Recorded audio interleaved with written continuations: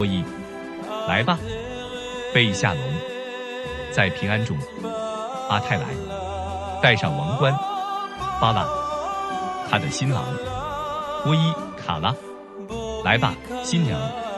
这是一首优美的希伯来婚礼歌曲，仿佛天上的天使在呼唤等待了6000年的新娘，勇敢地站出来，为将要来临的天上君王戴上荣耀的冠冕。Yu Menglong, Joseph, 10. The perfect conclusion of the 30 plus 77 sacrifice.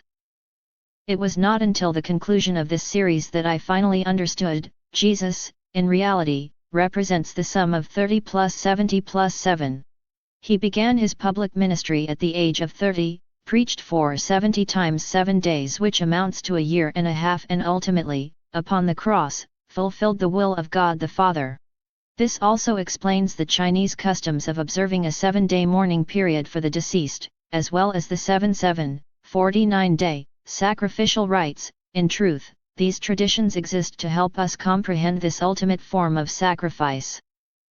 Regarding numbers, it is essential to understand that 798 equals 777 plus 3 times 7, this is a number designed to beguile the righteous. Conversely, the 981 Project, the research initiative concerning the longevity of top leaders, corresponds to 9 times 9 times 9 and thus serves as the mark of Satan, 999. The 7-day sacrifice belongs to God the Father. However, the numbers 49, 69, and 99 represent demonic sacrifices. The number 49 signifies a sacrifice of tribulation, while 69 and 99 are strictly demonic sacrifices, as they both symbolize the twin serpents. These two instances of the number 7, one representing Yu Menglong's 70 and the other Abraham's 7, are deeply significant. For it was when Abraham was 137 years old that he prepared to offer his 37-year-old son, Isaac, as a sacrifice, an act that moved both heaven and earth, yet was ultimately halted by the hand of God. However, the most tragic, most heroic, and most cosmos-shaking event of all is Yu Menglong's 11 years. This likely represents the absolute limit of human suffering. It is the very fulfillment of Jesus's prophecy that the glory of the latter temple shall be greater than the former. Furthermore, it explains why God the Father required Abraham at the age of 137 to offer his 37-year-old son, Isaac, as a sacrifice. In other words, Yu Menglong's 37-year sacrifice serves as the ultimate spiritual reality, the true substance of Abraham's offering of Isaac. In God's kingdom, it is universally understood that one must endure suffering to attain glory. Just as Joseph of the lineage of Abraham ultimately fulfilled the 37-year sacrifice, surely Abraham himself was destined to undergo a similar ordeal. Even if the pious angels and human observers could not bear to witness such suffering, Satan would undoubtedly seize upon it to challenge God. This explains why we see Abraham, a centenarian, forced to endure the most tragic scene of his life, personally slaying his own child. Moreover, upon this very child rested all of God's promises. Had he died, God's promises would have been rendered void. Thus, for ordinary people like us, the natural reaction would be to pray again and again, asking, "Has there not been some terrible mistake?" Thank God, old Abraham ultimately triumphed over this temptation. The two servants who accompanied this father and son, the aged servant Enoch and Abraham's firstborn son in the flesh, Ishmael, were ultimately halted by God at the foot of the mountain, allowing only Abraham and Isaac to ascend. Nevertheless, they were still able to witness the scene of this sacrifice from a distance. That scene truly moved both heaven and earth, yet, it served merely as a prefiguration, a foreshadowing of the ultimate reality embodied in Yu Menglong during his lifetime. It is Yu Menglong who is the beloved son of the house of Abraham, offered up by God. He is the only begotten son who entered the household of Adam, the live-in son-in-law. In all of God's works, matters of significance are invariably repeated, established by two witnesses so that no one may offer any excuse. The crucifixion of Jesus was fulfilled through the figures of Enoch and Elijah. The act of sacrifice was fulfilled through Yu Menglong and Isaac, both constituting a 37-year sacrifice. Furthermore, the scourging and humiliation were borne by Yu Menglong, the Joseph figure who, having endured a double portion of shame and a tragic death, ultimately received a double portion of blessings. Everyone must bear this in mind. What we currently know constitutes less than 1/10 of the actual truth. We simply cannot fathom the full extent of how tragic the reality truly is. Enoch shares a spiritual vision, one that has recently been chillingly validated by reality. In a video recorded shortly before his death, Xiao Renliang warned his friend Yu to be wary of blood draws. In truth, for the past 11 years, both men lived like captive black bears awaiting bile extraction. They were human slaves held in captivity, subjected to periodic blood harvesting because powerful tycoons required blood transfusions. This explains why they were both so emaciated. It had nothing to do with a lack of food, but rather the constant draining of their blood. Once they reached the age of 37, they were deemed expendable and marked for elimination, for they knew too much. While alive, they served as living witnesses to these crimes. Naturally, after their deaths, their organs, blood, and even their flesh became commodities, pure profit. Their very remains could be plastinated into anatomical specimens, fetching sums ranging from hundreds of thousands to tens of millions. Chinese Communist Party-affiliated enterprises treat talent shows and artist recruitment as a highly lucrative human trafficking operation, a business model yielding astronomical returns, the true darkness of which lies far beyond our wildest imagination. Enoch had long understood the deeper reasons underlying this grim reality. Over a decade ago, while at Berkeley, he foresaw a group of exceptionally gifted life scientists heading to laboratories in China. The reason was simple: China lacked ethical and moral constraints, thereby allowing for unfettered research. Even then, Enoch knew that the Chinese people were destined for tragedy. He simply never imagined it would unfold with such horrific brutality. What we see in Myanmar represents merely the export version of this trade, a business controlled by high-ranking elites that has spilled beyond national borders. Yet, the case involving Yu Menglong reveals that this Myanmar model of exploitation is being applied directly to the celebrity sphere as well. If this is the fate of famous stars, can you even begin to imagine what becomes of the children of ordinary citizens? Let me highlight one more fact. Various prominent YouTubers are currently promoting products derived from the blood plasma of young men aged 17 to 25. However, such products cannot possibly make a 70-year-old person grow taller, as individuals of that age have long since ceased growing. Furthermore, animal experiments demonstrating rejuvenation were achieved only by transfusing the blood of infant animals into dying elderly animals. Thus, when you connect these facts to the sudden, violent death of the Tibetan king Wang Xiangjun and recall the multitude of female ID cards and infant corpses publicly exposed shortly before his demise, a terrifying truth emerges: scenes 100 times more horrific than the atrocities of Auschwitz will be unveiled to the entire world following the first wave of the coming great catastrophe. In other words, thousands upon thousands of young boys, girls, and infants are confined in cages, treated no differently than black bears, serving as living biological factories from which various substances are harvested to meet specific demands. This constitutes the infrastructure of the Project 981 leadership initiative. This is the system that requires the disappearance of millions of people annually to sustain itself, and this is the subject of study for top-tier scientists, a form of scientific research utterly devoid of any moral boundaries. Therefore, I warn you once again, our human imagination remains woefully inadequate to grasp the true depths of human depravity. The reality unveiled at the advent of the end times will be a tragedy unparalleled by any darkness witnessed throughout the past several millennia. The only safe haven will be the Ark of the end times designated by God.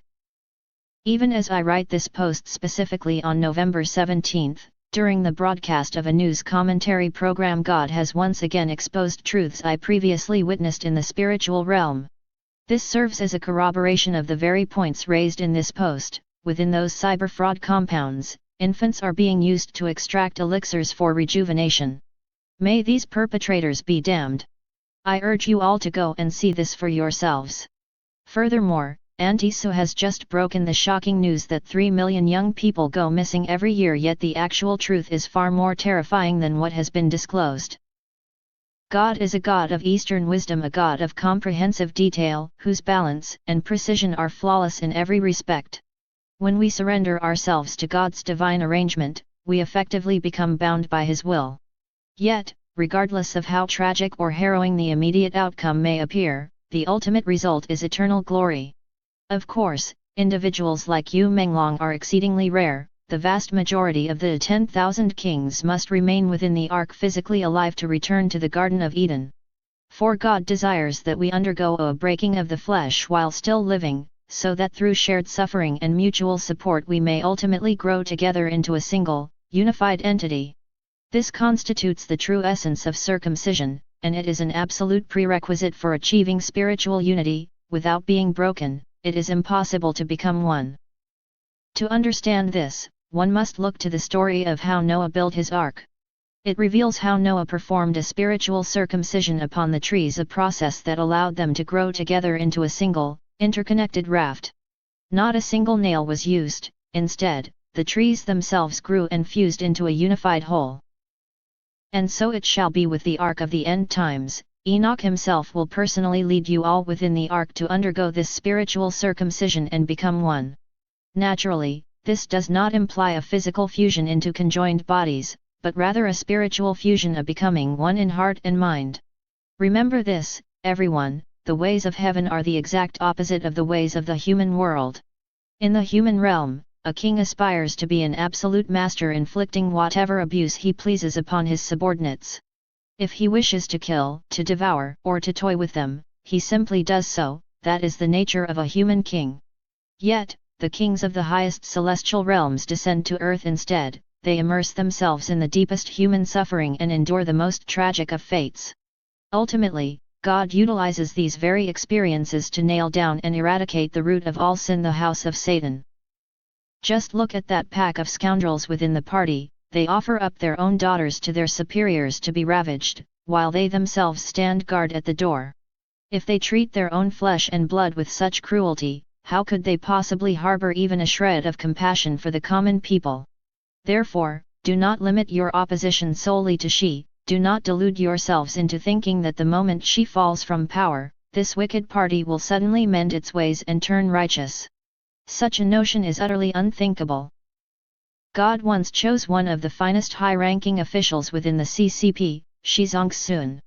He was a man for whom the people felt the deepest gratitude, for it was his conscience that spared the lives of hundreds of thousands of refugees fleeing to Hong Kong, preventing them from being summarily executed. Although that escape route involved crossing hundreds of meters of open waters teeming with sharks, the tyranny of the regime proved far more ferocious than any tiger, leopard, or shark. Yet, who could have imagined that this very family, the one in which everyone placed their highest hopes, would, under the corrupting influence of the CCP's system of absolute power, give rise to a fiend like Xi Jinping? A fiend who, in his ruthless pursuit of power, would go so far as to destroy his own brother and hasten his own father's demise. How, then, could you possibly expect such a man to show any regard for the lives of others? Consequently, a catastrophe 100 times greater than COVID-19 is already upon us. In due time, we shall all witness its full horror. No matter who is installed as the next leader, this system itself remains fundamentally devoid of humanity. Many of you may not be aware of this, but Xi's half-brother Xi Zhengning, 1941, November 27, 1998, died suddenly of cardiac arrest, despite the fact that their family had no prior history of heart disease. The year 1998 happened to coincide with the unfolding of the Li Changxing scandal, a case that implicated both Xi Jinping and Zhang Youxia. Ultimately, in the year 2000, Jiang Zemin traveled to Shenzhen to visit the elder Shi Zongsun. There, he informed the patriarch that he had chosen to give Xi Jinping a pass, a gesture intended to convey that, in return, the Xi family would henceforth be indebted to him. At the time, Jiang believed he had calculated every angle. Even if Xi harbored the potential to eventually challenge him, Jiang reasoned he could still keep the Xi family and thus Xi Jinping himself under his thumb by maintaining control over the elder Xi. Yet, who could have foreseen that Xi Jinping would instead orchestrate his own father's premature demise, thereby severing the very limb through which Jiang had sought to maintain his stranglehold? The year 1998 was a time of constant dread for Xi Jinping. Due to the fallout from the Li Changxing scandal, both Xi and Jiang found themselves implicated. The largest smuggling case of that year involved thousands of luxury vehicles smuggled goods that were transported from Xiamen to the vast deserts of central China to be auctioned off. The point of origin for this operation was Xiamen, where she controlled the key party, government and military apparatuses. The destination and receiving end, however, fell within the domain of Zhang Youxiat. Thousands of luxury cars were airlifted by military aircraft from Xiamen to a desolate, God-forsaken desert region for auction. Are we really expected to believe that she and Zhang were unaware of this? That would be treating us like children. Zhang Zimin, too, had prior knowledge of the affair. In that era, one had to operate in this manner to even stand a chance of being promoted. In the ecosystem of Chinese officialdom, failing to use money to grease the palms of one's superiors amounts to political suicide. Thus, the accumulation of wealth becomes the true path to advancement. If you do not engage in corruption, how could those above you ever dare to entrust you with power? At the time, Xi Jinping likely feared that if Shi Zongxun, his father, were to discover the truth, the patriarch would ultimately disown him and instead designate the honest and upright Shi Zhengning as the family's political standard-bearer. Consequently, Xi Jinping allegedly struck first, eliminating this potential half-brother and rival before he could pose a threat. Rumors circulating online suggest that Shi Zongxun remained entirely ignorant of Shi Zhengning's death. However, for an elderly man to receive absolutely no news regarding his eldest son during the New Year festivities spanning the turn of the century, specifically the spring festivals of 1999 and 2000, stretches the bounds of credulity to the breaking point. Moreover, Shi Zongxun had always enjoyed robust health. As recently as National Day in 1999, he stood atop the Tiananmen Gate Tower for several hours without requiring any assistance. At the age of 84, the old man stood on the tower braving both the scorching sun and the biting wind for the entire 3-hour duration of the ceremony. In the summer of 2000, he spent several months traversing nearly half of China to conduct inspections and observe the conditions of the populace. Yet, in early 2001, he suddenly fell ill, passing away in 2002. There are almost certainly dark secrets lurking behind this sequence of events. This entire affair is deeply suspicious. One must understand that had the patriarch discovered that Xi Jinping was responsible for Shi Zhengning's death, given the old man's temperament, he would undoubtedly have moved to strip Xi Jinping of his power and bring him down. While the elder Xi might have been capable of extending forgiveness regarding the Lai Changxing smuggling scandal, he would never under any circumstances have been able to tolerate the crime of fratricide. This is precisely why the Xi family felt compelled to construct a colossal tomb for the old man to suppress his vengeful spirit, and why they continue to perform ritualistic sacrifices on his birthday. Xia Renliang was merely one such offering. Then there is that great beauty, Pauline Chan, born May 23, 1973, died July 31, 2002, who plunged to her death from a building in Shanghai.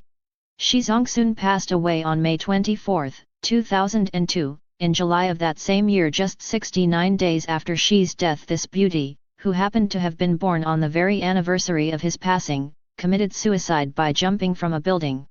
It is truly staggering to contemplate, and it reveals just how terrified the Xi family is of the old man's vengeful spirit coming back to haunt them, hence the ceaseless stream of living sacrifices, invariably consisting of beautiful young men and women. I urge everyone to read the post published on October 10 by the user Jun Chen Cheng on the Six Park Forum, titled "The Yu Case Exposes the CCP's Desperation, Patricide and Fratricide by Xi. What are sacrifices of Hong Kong stars like Leslie Cheung in comparison?" Part 2. In essence, the claim is that Shi Zongxun was murdered by his own son, Xi Jinping. This occurred because Shi Zongxun, having discovered that his eldest son had died, intended to strip Xi Jinping of his power and position. A further piece of evidence supporting this theory is the massive mausoleum complex built for Shi Zongxun. Its true purpose is not to commemorate him, but rather to suppress and contain his spirit. The ritualistic sacrifices serve this very same objective. Thus, driven by an insatiable lust for power, Xi Jinping ultimately chose to commit both patricide and fratricide. A man of such character would never harbor even a shred of mercy for individuals like Yu Menglong. Yu Menglong's sacrifice on September 11 was carried out specifically to suppress the vengeful spirit of Shizongsun. Moreover, Yu Menglong's organs and blood had long been earmarked for transplantation into multiple recipients, a chilling manifestation of demonic sacrifice and ritualistic cannibalism. Returning to God's divine plan, how can the masses be made to truly grasp the cruel reality of these fallen angels? This, precisely, is the design laid out in Isaiah chapter 53, that the pious, those of true faith, are delivered into the hands of those who, while appearing outwardly respectable and human, ultimately stand exposed for what they truly are, demonic entities. Jesus walked this path, the house of Israel walked it as well. Now it is the turn of the house of Adam. They, too, must ultimately walk this path in order to awaken the house of Israel. Thus, we see that Joseph, the bow extending over the wall, who emerged from the house of Abraham and ultimately became a son-in-law to a foreign house, now stands as an example for us. Consequently, this is the path that the kings of the house of Adam must follow in the days to come. Everyone, please be extremely cautious. Among Christians, there are many who make solemn vows to seek martyrdom. Unless you are like Joseph, trained by God from the very beginning, do not speak such nonsense. Those who seek martyrdom for the sake of communism, or for the sake of obtaining a multitude of virgins, or for the sake of white supremacy, their punishment in hell will be compounded even further. Stay far away from such people, they will inevitably devour those around them in the end. God orchestrated Jesus' arrival with such suddenness that the entire house of Israel received no prior warning. Then, just when everyone thought the Messiah had arrived, silence fell once again for 2,000 years. Subsequently and seemingly without warning, we entered the final 7 years. This arrangement serves two purposes: first, to identify and single out those whom God desires, those who have remained vigilant all along. Second, to bring about the crucifixion and utter destruction of Satan's entire household. These two objectives constitute God's killing two birds with one stone. When the serpent bit the house of Adam, God declared, "Good." And indeed, the Hebrew word for good, tov, encapsulates this very concept. The serpent, tet, biting God's, yod, house, bet. It is akin to a seasoned fisherman who, upon feeling a fish take the bait, rejoices. Of course, the house of Adam also experienced pain. This was precisely God's intention, to ensure that the house of Adam understood the consequences of sin. The book of Isaiah is a text that the Jewish congregation reads weekly, and traditionally, it is read without interruption. Yet Jesus paused mid-sentence, declining to read any further. To proclaim the acceptable year of the Lord. Then he rolled up the scroll, handed it back to the attendant, and sat down. The eyes of everyone in the synagogue were fixed upon him. And he began to say to them, "Today this scripture has been fulfilled in your hearing." Luke 4:19-21, Chinese Union Version. To proclaim the year of the Lord's favor. And the day of vengeance of our God. To comfort all who mourn. Isaiah 61:2, Chinese Union Version. The term year of favor, Hebrew, Strong's number 7522, also carries the connotations of acceptance and delight, specifically, that an offering is pleasing in the sight of God.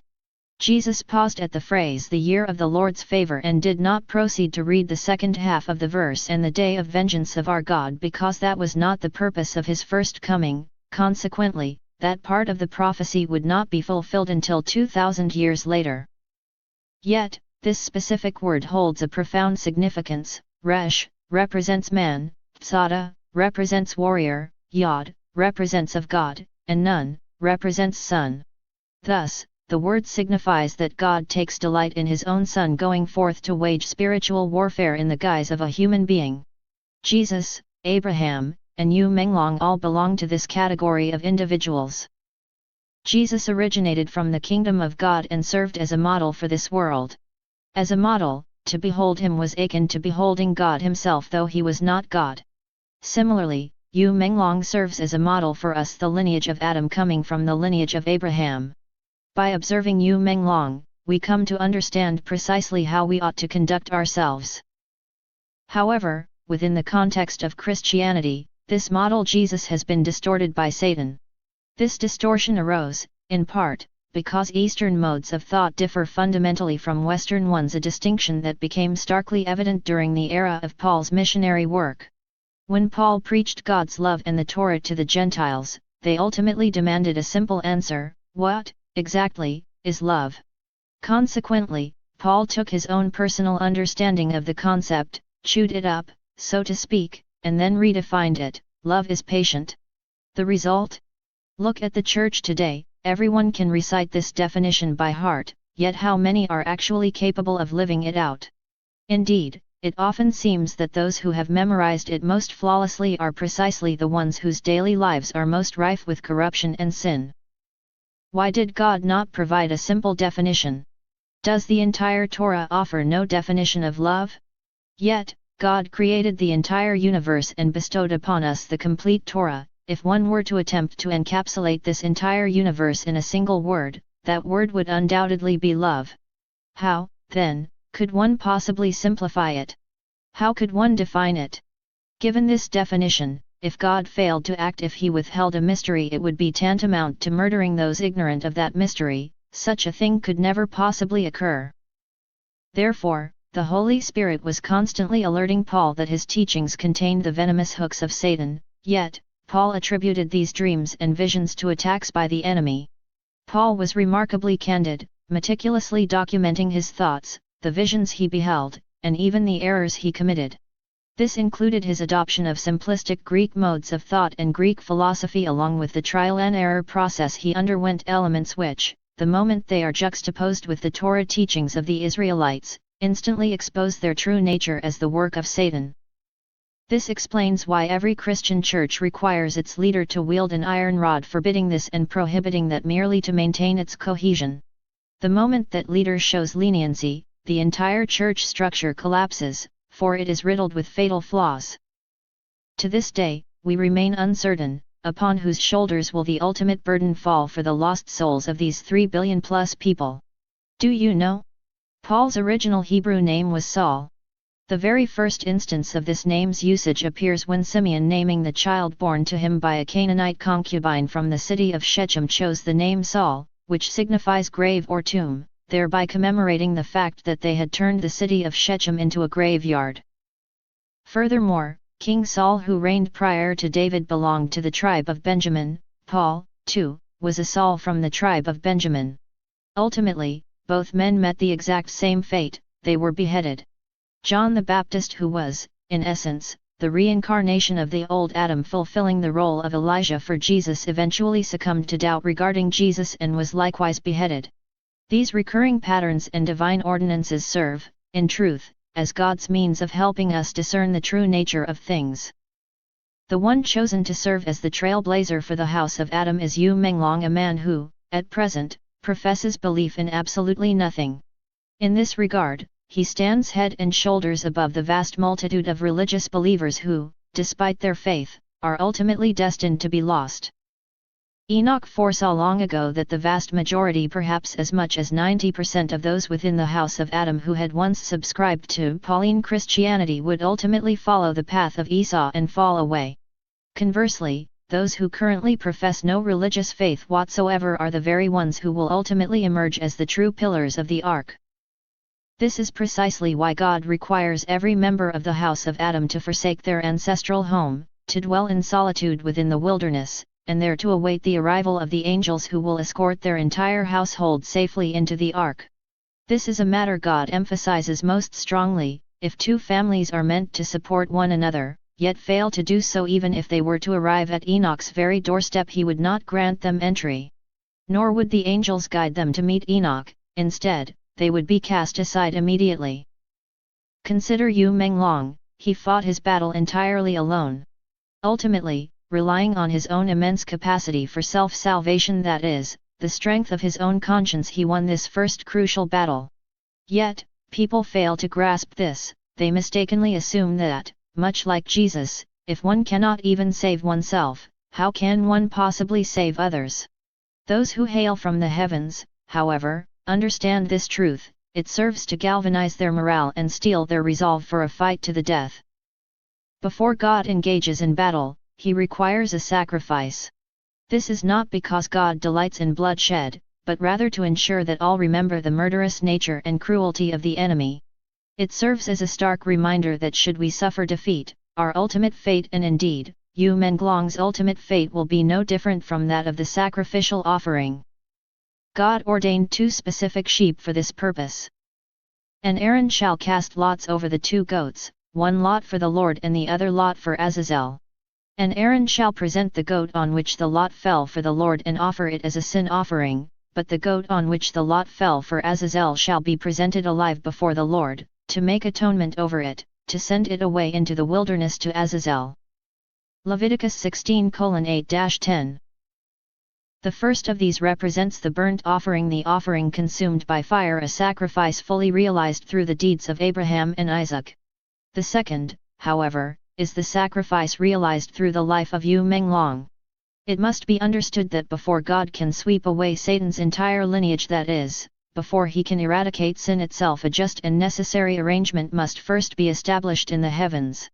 Without such a celestial mandate, any action taken on earth would violate the divine order.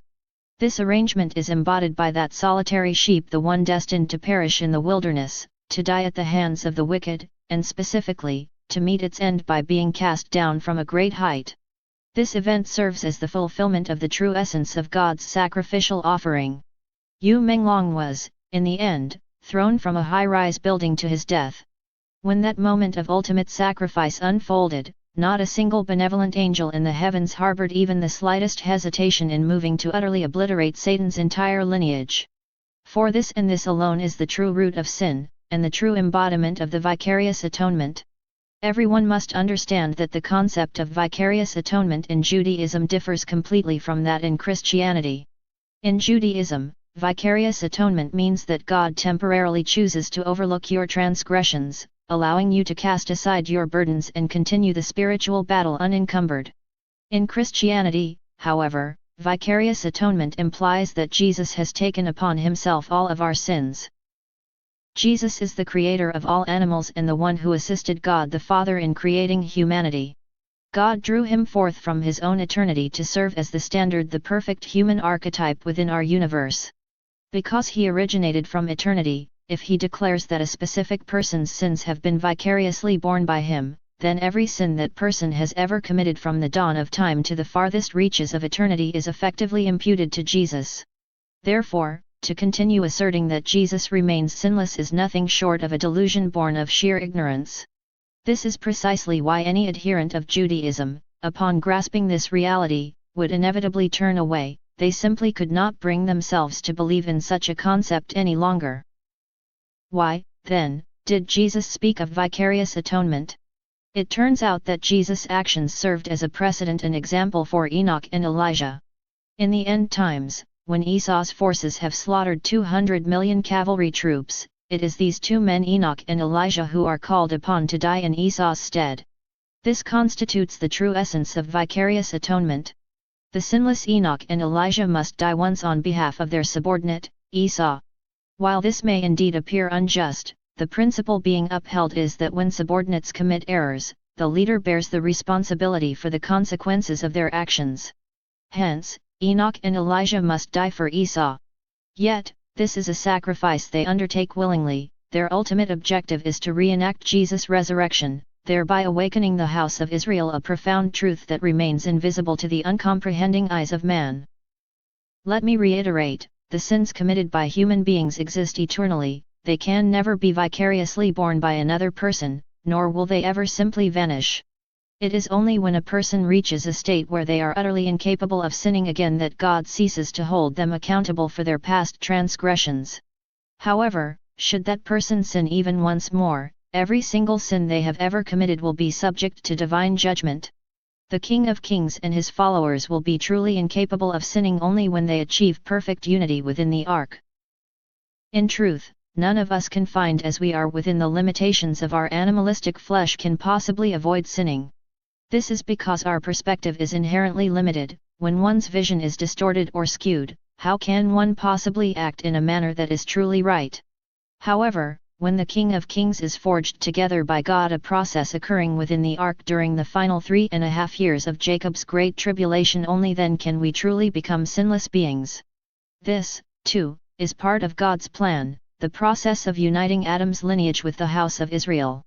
The King of Kings is represented by the color purple, symbolizing the purple star sage, because when the red lineage of Adam is blended with the blue lineage of Israel, the result is the color of the King of Kings.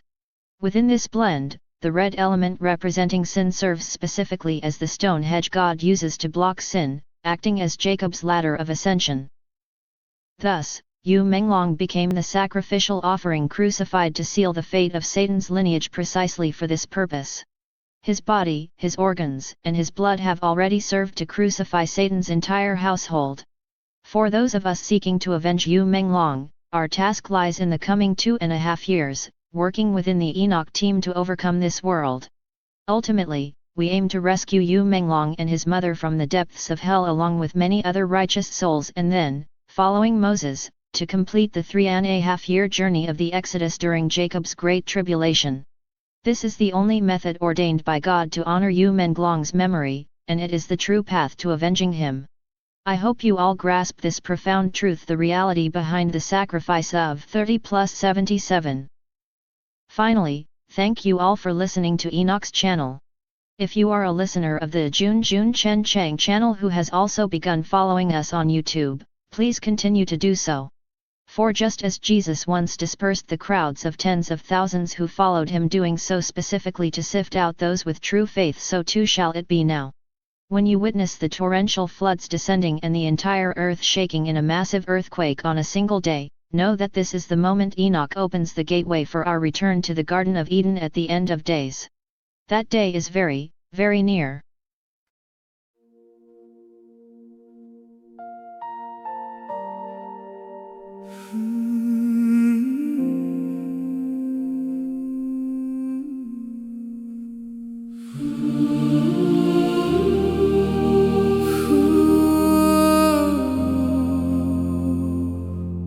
The black rabbit, and as your dragon hide heaven's secret, born in the year of the rabbit, rising in the year of the dragon, at the hour of China cry, falls into the human world. The God of destiny has already decided the fate. The surname Earest was arranged long ago.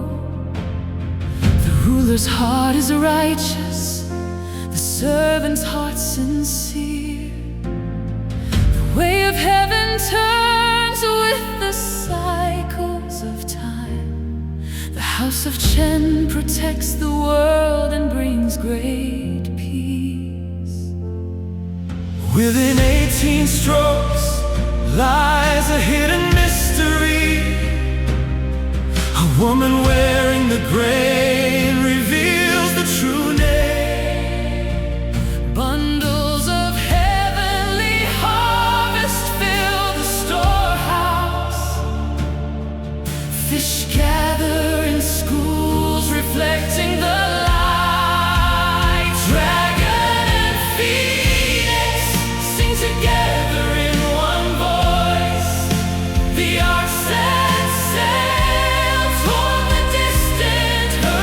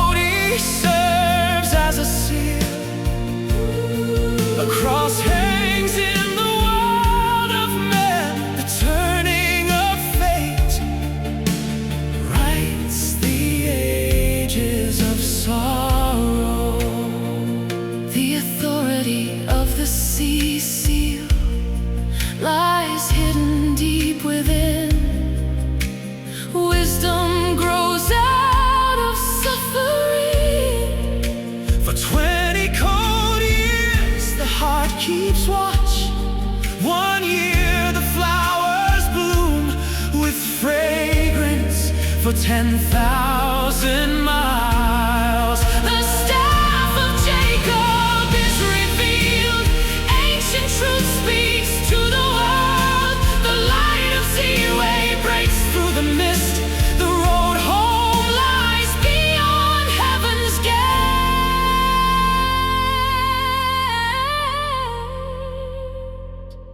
The words of Moses and Elijah, signs of the cycle appearing in the human world, a messenger of the